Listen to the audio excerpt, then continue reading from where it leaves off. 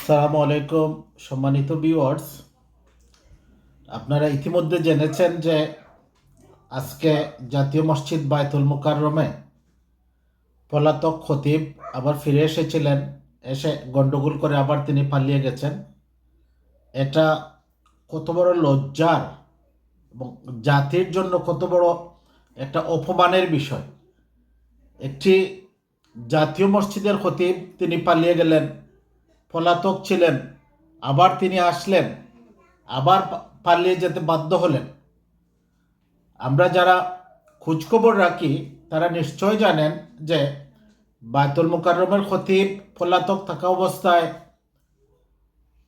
Islamic foundation, যারা বায়তুল মুকাররম মসজিদ পরিচালনা করে, তারা একটি প্যানেল, খতিব প্যানেল গঠন করে। 4 সদস্যের একটি খতিব প্যানেল ছিল, যে মূল খতিবের অনুপস্থিতিতে এই 4 জন পর্যায়ক্রমে তারা দায়িত্ব পালন করবেন পরবর্তী খতিব নিয়োগ দেওয়ার আগ পর্যন্ত।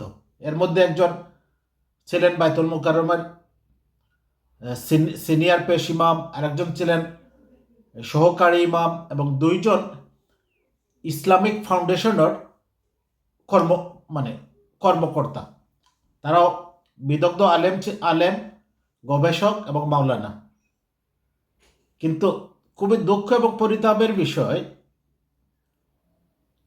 মুফতি রুহুল আমিন, তিনি অত্যন্ত স্বনামধন্য একজন আলেমের ছেলে। আপনারা নিশ্চয় জানেন হজরত মাওলানা শামসুল হক ফরিদপুরি রাহিমাল্লাহর সন্তান। এই মানে দেশ বিখ্যাত আলেমের সন্তান রুহুল আমিন এর বাড়ি গোপালগঞ্জে। তিনি শেখ হাসিনাকে কৌমি জননী উপাধি দিয়ে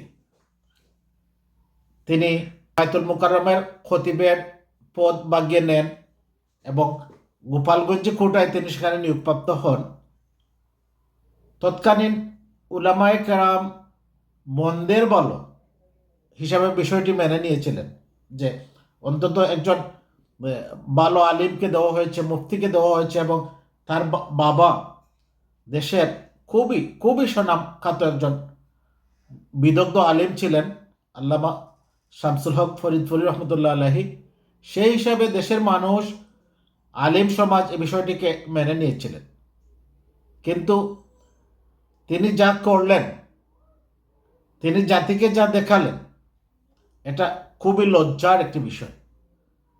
তিনি পালিয়ে গেছেন, পলাতক আছেন, ঠিক আছে, কিন্তু তিনি আবার ফিরে আসলেন, তাও বাহিনী নিয়ে।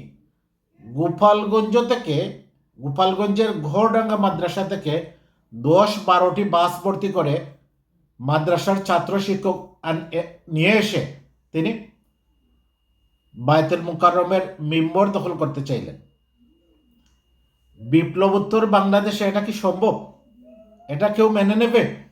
তিনি একটি বারও চিন্তা করলেন না বিষয়টা, যে যেখানে সরকার প্রধান পালিয়ে গেছে, প্রধান বিচারপতি পালিয়ে গেছে, অ্যাটর্নি জেনারেল পালিয়ে গেছে, পুলিশের ঊর্ধ্বতন কর্মকর্তা কর্মচারী, ইভেন আইজি পর্যন্ত পালিয়ে গেছে, মানে সাংবাদিক, সাহিত্যিক, শিক্ষক, তারা পালিয়ে গেছে, সেখানে তিনি আসলেন। এজন্য আমি কাছাকাছি আছি, টুপ করে ঢুকে যাব, এরকম তিনি কাছাকাছি থেকে চুপ করে ঢুকে ঢুকে পড়লেন বায়তুল মুকাররমে, তারপরে পালিয়ে গেলেন। এটা খুবই লজ্জার একটি বিষয়। সম্মানিত ভিউয়ার্স, আপনারা লক্ষ্য করছেন যে গোপালগঞ্জ 5ই আগস্টের পর থেকে তারা বাংলাদেশের আইন শৃঙ্খলা আইন শৃঙ্খলার বৃদ্ধাঙ্গুলি দেখিয়ে তারা অরাজকতা করে যাচ্ছে। সেনাবাহিনী 6-7 জন অফিসারকে সেখানে রক্তাক্ত আহত করেছে। পরবর্তীতে তারা বিএনপি দলীয় কেন্দ্রীয় নেতা এবং বাংলাদেশ জাতীয় ক্রিকেট বোর্ডের এ ক্যাটাগরির একজন আম্পায়ার, তাকে তারা হত্যা করছে এবং 50 জনের মতো পিটিয়ে রক্তাক্ত করে হসপিটালে পাঠিয়েছে। এখন আবার কি হলো, গোপালগঞ্জ থেকে মুফতি রুহুল আমিন সাহেব তিনি 10-12টি বাস ভর্তি করে এনে ঢাকা দখলের প্রচেষ্টা করলেন, অপপ্রয়াস চালালেন। এসব কি হচ্ছে? সরকার কি ঘুমাচ্ছে? জাতির কাছে প্রশ্ন, সরকার কি ঘুমাচ্ছে? সরকার এসব টের পায় না? তার বিভিন্ন বাহিনী আছে না, বিভিন্ন অর্গান আছে না, ডিজিএফআই আছে, এনএসআই আছে, পুলিশের ডিটেকটিভ ব্রাঞ্চ আছে, সব অনেক অর্গান সরকারের কাজ করে। তারা কি এটা টের পেল না? এই আলিম নামের রুহুল আমিনকে কি তারা আটকাতে পারলো না মসজিদের বাইরে? এটা তো খুবই অ্যালার্মিং একটি বিষয়।